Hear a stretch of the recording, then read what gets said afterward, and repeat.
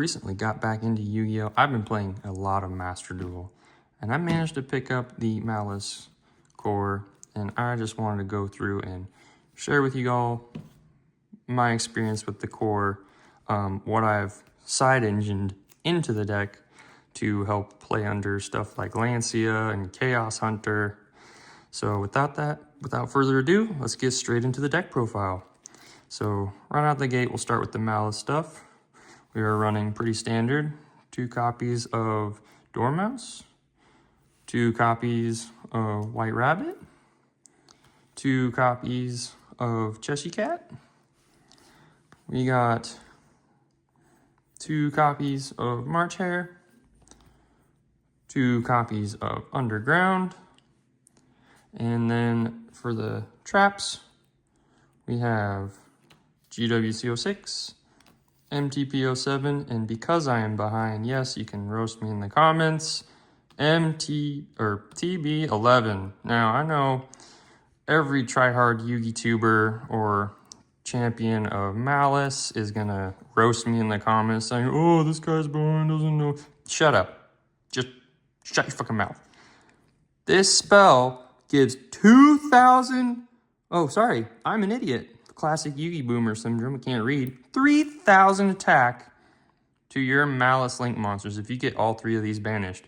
Why does no one do that? I don't know. But for me in Master Duel, I get this field spell attack bonus very consistently. Turn 1 even. If you'd like to see some replays like that, go ahead and comment down below and I'll get to posting a montage about that. But that is it for the Maliss cards. Let's get into the side engine. So for the side engine, we are running 2 copies of Big Welcome Labrynth. Yes, we are playing Maliss Labrynth. Cringe me all you want. This variant is by far one of the most fun variants I've had with the deck. It plays well under certain hand traps, lots of interruptions. We're also running 1 copy of Arias the Labrynth Butler. I would 100% max out on 3 copies of this. I only have the 1, and at my locals, no one has another Arias the Labrynth Butler. I'm the only Maliss Labrynth player playing Labrynth in the Maliss engine. We are also running 1 copy of Lovely. I feel like that's pretty standard. You shouldn't be maxing out on even more than 2. Maybe there could be an argument for 2 if they bestial banish your stuff after wiping your board. We're then playing 3 copies of Lady. This is by far my favorite card in the whole deck. Why? Because these are normal traps that can put Lady online as far as additional interruption, and even your opponent can make Lady live. But yeah, these normal traps make the engine of the Labrynth side very, very awesome interruption.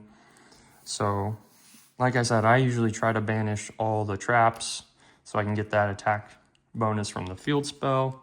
It's pretty nice, not gonna lie. So that's it for the Labrynth engine. It's very small, very compact, plays pretty well. The only decks that I've really run into that shit all over it are Goblin Biker and Centurion, really. It plays pretty good under Chaos Hunter and Lancia if you just set, pass, and stuff like that. Now for the non-engine stuff, the stuff that would be considered, I don't know, staple-ish. Of course, we're going to start by the one called By the Grave, 1 triple tactic talents, 2 copies of Allure of Darkness. I would potentially max out this card. Yeah. We're also playing 2 copies of That's 10. And you may be wondering why? Well, because the Maliss main deck monsters are weak as shit. They are nothing. They could get run over by, I don't know, name a monster. Sangan or something, I don't know. A yummy monster can run over the Maliss monsters. So having one of these live resolved, having two of them live resolved can... It's very funny when your white rabbit is over 3,000 attack with this. So stuff to consider. On Master Duel, I've had very good success with this card. I do main deck the 2 copies just because I want to see it more often than not in my opening hand, and I don't feel bad drawing this card.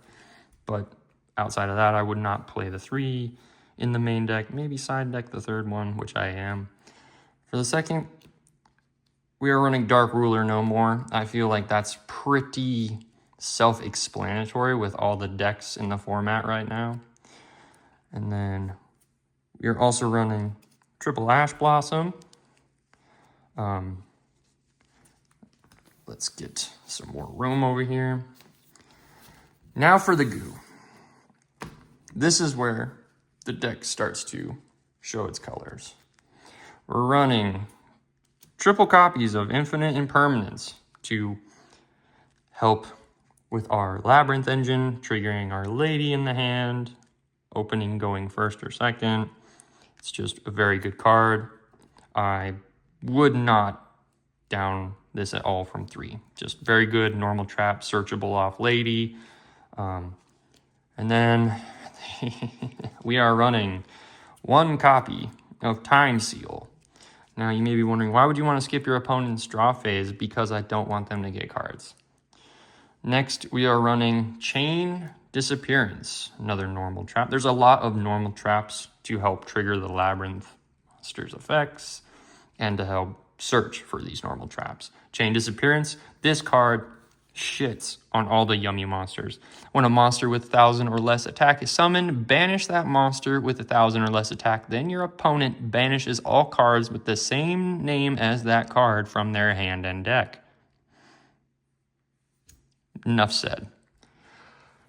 We're then playing 1 copy of Heavy Storm Duster. This card is really good to clear up pesky field spells, continuous trap, floodgates, that kind of deal.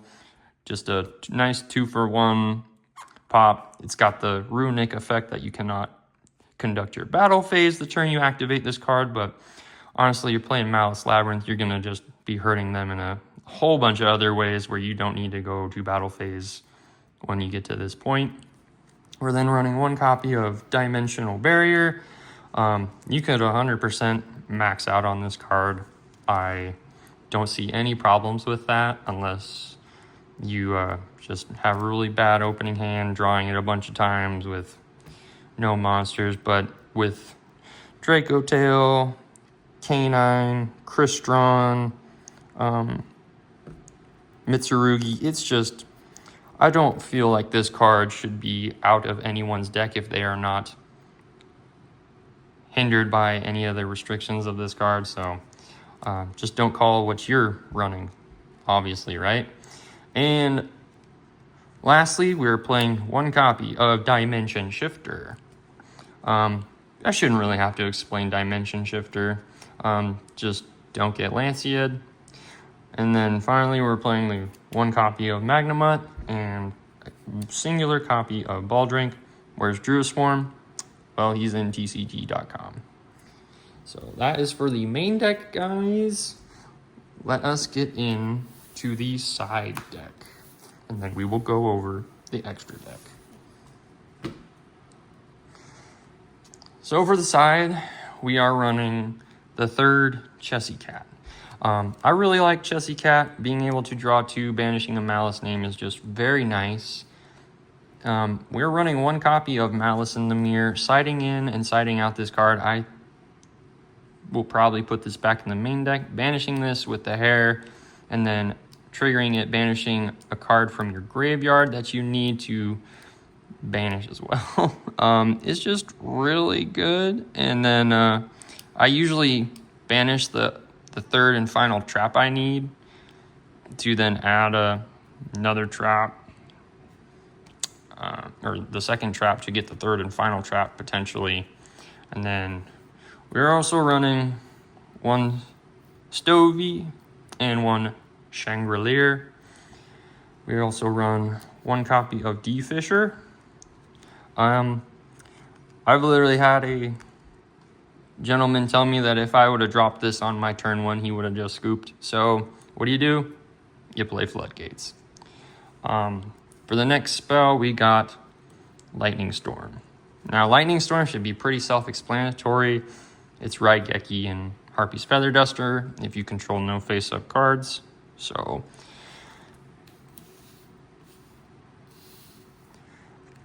for the other traps, we have Transaction Rollback. A lot could be said about this card being able to use one of your opponent's traps from their graveyard when it's set from the field, or recycling one of your own traps from the graveyard if it is in the graveyard is just very powerful, as you'll see soon enough, from our main traps to our side traps. And we do have traps in the side, such as, people will say I should main deck this. I go back and forth. Daruma Karma Cannon. What's not to like about flipping all of the opponent's monsters face down, and then the ones they can't flip, they have to send away. And then we are leaning hard into the virus archetype with Deck Devastation Virus. Now, virus cards. Maliss is a malicious software Cyberse archetype, so it only made sense thematically to include virus cards. You do not want to get some malware towards your deck. Deck Devastation pulls very good double duty, destroying hand traps, yummy cards, even some other threats to the format. The next virus card we run is Eradicator Epidemic Virus. Now this will many times get people to scoop when I play this on Master Duel. I have resolved this a few times at locals. I don't really get to see it in my games very much because the games are quite quick, but I would not take this out of the sideboard or the main deck. It's such a good utility to help you auto win duels. We got two more traps. They are not normal traps. They are continuous. And the first one, the Eye of Truth. Now you may be saying, why would you play the Eye of Truth? That's a terrible card. Well, I do not like Vanquish Soul. So you may be asking, why don't you like Vanquish Soul? Well, because I don't have all the cards to play Vanquish Soul. Fair enough, right?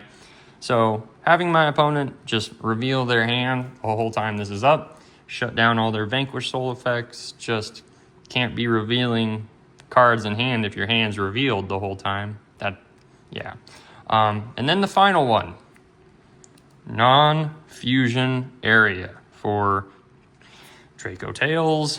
And we do have one last card, and that is Triple Fua. Now, this is what I have been running for the side deck and the main deck. Let's get into the extra deck, because I'm sure you all want to see what kind of goo I put you onto. And I do realize that my extra deck is not perfect by any means. I do not have a vast Yu-Gi-Oh collection. I have traded a lot of Magic cards and other stuff from other TCGs to help acquire some of this stuff that I've been using on the Master Duel client. I do realize you could be playing the At Ignister package. I only have one Secretary, and I had 3 Wizards, so I just didn't even want to do that. I felt the Labrynth engine was just more consistent. Now for the extra deck, we have Decode Talker Heat Soul. This card is really good. You can pay 1,000 life points and then draw a card. And then if your life points are 2,000 or less, which can happen very easily in Maliss when you're paying your life points to summon all your banished monsters, then you can banish this card from the field and special summon a Link 3 from your extra deck, which will be one of your Maliss monsters. And then play 1 copy of Haggard Lizardos. People told me this was a Maliss card, and I was like, it's a lizard, bro. And then you can banish one monster from your face-up field or grave. And then I was like, wow, yep, that is a Maliss card. We are then playing a couple of XC monsters for the Labrynth engine. Because Lady and Lovely are level 8s, we do play Hope Harbinger, Dragon Titanic Galaxy, and the rank up S38 Titanic Galaxy. Just very nice, bigger Cyber Dragon Infinity, in my opinion. We are then playing one Allied Code Talker at Ignister. This card is just crazy good in the deck. Then play one Mudcracker from the Underworld, helping you get your Labrynth monsters back into rotation from being wiped is, it's okay. This card has barely ever come up, but I keep it in just in case. I like going into this more than Splash Mage, but speaking of which, we will go Splash Mage. Being Cybers locked. Oh, you have to be very careful with this card. You should only summon this when you know you're about to go for game. For the next one, we got, of course, my bae, IP Masquerena. This card is just very good. People are asking me, where's SP Little Knight? Well, it's in another deck, so just chill out. I don't have more than one SP. I ain't made of money. For the Maliss Link monsters, we got 2 copies of Red Ransom. The extra deck is very tight, so I feel 2 is plenty. I respect Unicorn way too much, so I do fear being banished face down. We're then playing 2 copies of Whitebinder, not Wifebinder. This card is great. This card is a game closer. You can summon it, banish your traps, banish the Red Ransom after it was summoned, and then it can lead to a lot of crazy stuff. It's great. I've been told this will probably be banned. If it gets banned, then Konami, what are you doing? What are you doing? What are you doing? Don't ban Whitebinder. One I could live with, but 0? And then a lot of people don't like this, but we are playing the 2 copies of Heart's Cryptor. This is just a very powerful monster. A non-target banish, shuffling back one of your banished Maliss cards is quite powerful. I have even banished the Heart's Cryptor itself to summon it back, make it double its own original attack, and then with the Maliss field spell, it's now 8,000. So, very big monster. And then with the that's 10, it can easily be a 10,000 attack point monster. So I go for a beatdown strategy with the deck, ripping all the resources away from them. Could call it maybe my magic blue player brain. But yeah, we'll go into a